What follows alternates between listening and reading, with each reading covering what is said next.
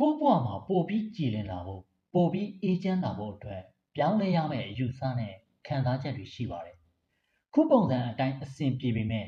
အဲ့ဒီထက်ပိုပြီးအဆင်ပြေအေးချမ်းရရင်ပိုမကောင်းဘူးလား။ကိုယ့်ရဲ့ကောင်းမွန်တဲ့အမှုကျင့်တွေကိုပိုကောင်းအောင်ပြောင်းလဲပြီးပိုကောင်းတဲ့ဘဝကိုရယူပါ။ပိုကောင်းမွန်တဲ့အပြုအမူတွေကိုလှုပ်ဆောင်ပြီး good vibes စီကိုကြီးကပ်ရမှာပါ။စကားကိုကောင်းကောင်းပြောမယ်။ငါကစိတ်ရင်းကောင်းတယ်စကားပဲမတက်တာ။စိတ်ထားကဖြူတယ်အပြောလေးတော့ကြမ်းနေဆိုတဲ့သူတွေရှိတယ်။စိတ်ထားလေးကိုကောင်းအောင်ထားတာကအရန်ကောင်းပြီမဲ့စကားကိုပါကောင်းကောင်းပြောတဲ့ရင်ပိုပြီးအဆင်မပြေနိုင်ဘူးလား။စကားဆိုတော့ကောင်းအောင်ပြောလို့ရတယ်။စိုးအောင်ပြောလို့ရတယ်။ကိုယ့်ပါဇက်ပေါ်မှာပဲမူတည်တာ။ဒါကြောင့်စကားကိုရင်ကြီးကြီးညညတာတာပြောဆိုပါ။လှုပ်ခနဲပြောထွက်တာတွေကိုသတိထား။ကိုယ့်အတွက်လည်းအကျိုးမရှိသူတစ်ပါးကိုထိခိုက်မယ်ဆိုရင်လည်းလုံးဝမပြောနဲ့။စကားလုံးတွေကိုပိုညင်တာအောင်ပိုပြီးချစ်ဖို့ကောင်းအောင်ရွေးချယ်ပြောဆိုပါစိတ်ကောင်းဘလောက်ထားထားအပြောမတက်ရင်လက်ကားပါပဲနှုတ်ကြောင်ပြီးလက်ကြောင်ကြည်တဲ့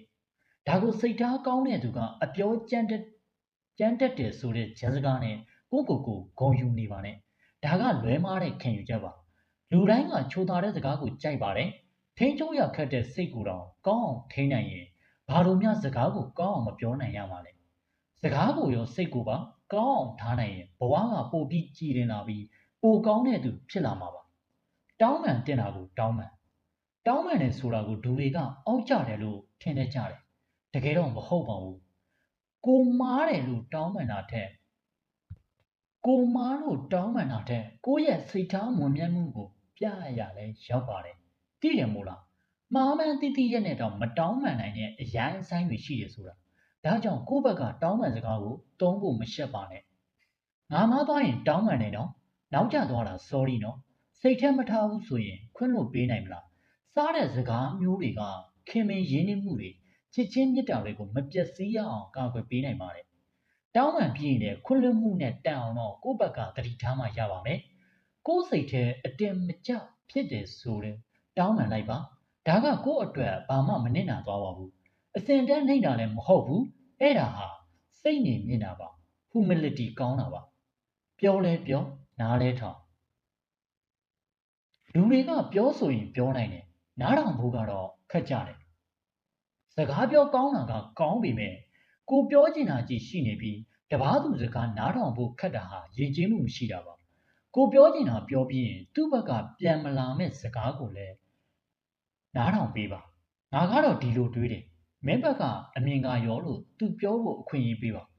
ကိုအပေါင်းအသင်းထဲမှာကိုစကားကိုဂရုတစိုက်နားထောင်ပေးသူရှိရင်စိတ်ချမ်းသာရတယ်မဟုတ်လားအဲ့လိုပဲကိုယ်တိုင်လည်းနားထောင်ကောင်းသူဖြစ်မယ်ဆိုရင်ကိုဘေးကလူလည်းစိတ်လုံခြုံရမှာပါပြဿနာတွေဖြစ်ရင်လည်းအဲ့လိုပဲကိုကြည့်ပြောတာကြီးပိတ်ပြောနေရင်ပြဿနာကပြေလည်နိုင်မှာမဟုတ်ဘူးသူ့ဘက်ကဖြည့်ရှင်းချက်ကိုလည်းနားထောင်ပေးပါ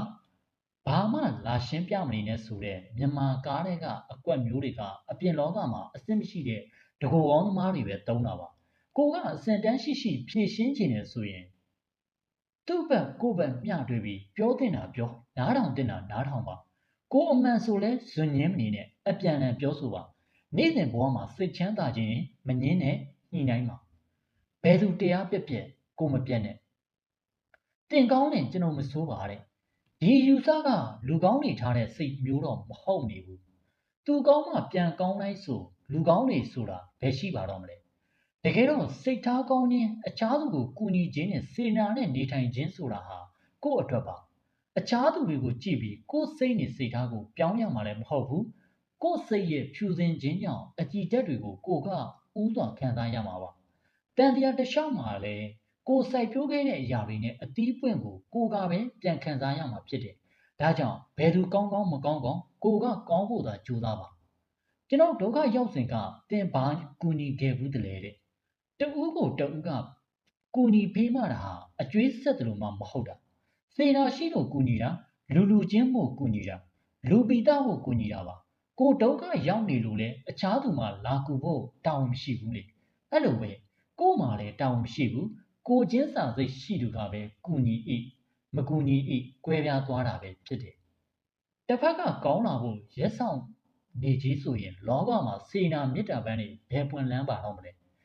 ကိုဘေးပတ်ဝန်းကျင်မှာမေတ္တာပန်းတွေပွင့်လန်းဖို့အတွက်က ကိုကပဲဥစွာမျိုးသိချစိုက်ပျိုးတတ်မှရမှာထက်တူထမ်းမြကောင်းမွန်ပါကိုတယောက်တည်းအစဉ်ပြေပြီးကိုမိသားစုဆွေမျိုးကခက်ခဲနေရင်ကိုအတွက်ပြောနိုင်မလားကိုကပဲရှေ့ရောက်နေပြီးကိုဘေးကလူတွေနောက်ကျန်ခဲ့ရင်စိတ်ချမ်းသာပါမလားကိုတနေရာနဲ့ကွက်အေးနေတိုင်းသူများတွေအပူကိုဂယုမဆိုင်လို့ရောဖြစ်ပါမလားတကယ်တော့လူလောကကအဖွဲအစည်းမိသားစုအပေါင်းအသင်းတွေနဲ့ရှင်တွဲနေထိုင်ရတာဖြစ်တယ်ကိုနေရာမှာစိမ့်လန်းနေလို့မပူလောင်သေးပေမဲ့လည်းအခြားနေရာတွေရဲ့ပူလောင်မှုကကူးစက်လာမှာကိုကအစဉ်ပြေနေပြီးဆွေမျိုးမိဘတွေကဒုက္ခရောက်နေရင်ကိုအစဉ်ပြေတာကအစ်စ်မဟုတ်ဘူးကိုကကြည့်ရှေ့သွားနေပြီးကိုဘေးကလူတွေကိုတွဲမခေါ်တဲ့အခါကြာရင်လေဘက်ပဲလာရမှာပဲလောကဓာတ်ကိုရင်ဆိုင်တဲ့အခါတယောက်တည်းလုံးဝမဖြစ်ပါဘူးစိုးအတူကောင်းအတူယုံကြည်ရတဲ့သူတွေပါမှဘဝခီးကပိုအစဉ်ပြေနိုင်မှာဖြစ်တယ်နေ့စဉ်ဘဝမှာမေတ္တာတွေစေနာတွေနဲ့ရှင်တွဲပြီးနေထိုင်မှကိုယ့်ဘဝရဲ့အတက်အကျတွေမှာခံနိုင်ရှိမှာဖြစ်တယ်ကျွေးသစ်တွေချထားမှကျွေးဟောင်းတွေခံစားရမှာဖြစ်တယ်ကိုကားကြီးအစဉ်ပြေနေလို့မရပဲကိုဘေးကလူတွေပါတွဲခေါ်ဖေးမှာဖို့မမိပါနဲ့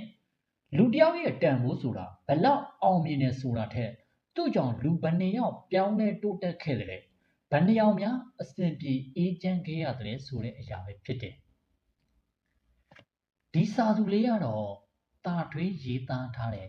ကြည်လင်ချင်းရဲ့နေသွဲများဆိုတဲ့စာအုပ်မှာကောက်လုပ်ထားတဲ့စာသူလေးဖြစ်ပါတယ်မိတ်ဆွေတို့လည်းအခုလိုပဲစိတ်အကြည်တက်လေးတွေရဖို့စိတ်ခွင်အားတွေရဖို့လိုအပ်နေတယ်ဆိုရင်တာထွေးရေးသားထားတဲ့ကြည်လင်ချင်းရဲ့နေသွဲများ Goodbyes Only Get Happy ဆိုတဲ့စာအုပ်လေးကိုဝယ်ယူဖတ်ရှုအားပေးလိုက်ပါလို့လမ်းညွှန်လိုက်ပါတယ်ခင်ဗျာအဆုံးထိကြည့်ရှုနားဆင်ပေးကြတဲ့အတွက်အားလုံးကိုကျေးဇူးတင်ပါတယ်ခင်ဗျာ